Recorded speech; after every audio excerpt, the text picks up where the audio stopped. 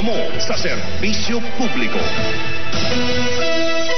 Alas 5:03 na mga kasama. Umapaw sa balita at impormasyon sa Unang Radyo, Unang Balita. Kasama si Radyoman John Danga.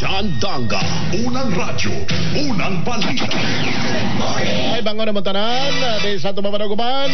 Balik ta din sa Unang Radyo ng Balita mga kasama. Niningad daw karon nga Biyernes ha. Ayo dos na mga kasama.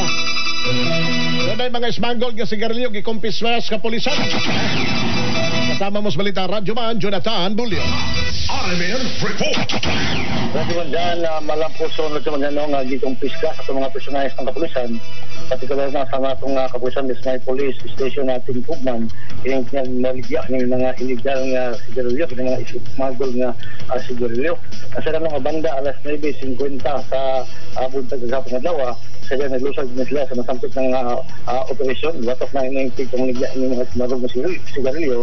Yan na napita sa may barangay Pugman o pinidya sa may Sunto, Kalipapa, barangay Pugman itong Dakbayan, na rin nagsultak ngayon sa pagkumpiska sa 12 sa mga paskiti sa komando nga brand of Modern 65 sa mga pack, Delta 71 packs, Champion 48 packs, Nelson na 15 packs, Ford 16 packs o Canon 48 packs o mungkabat nga demandan sa dulaan na resintos sa mga paskiti nga mga illegal o smuggled nga sigarilyo.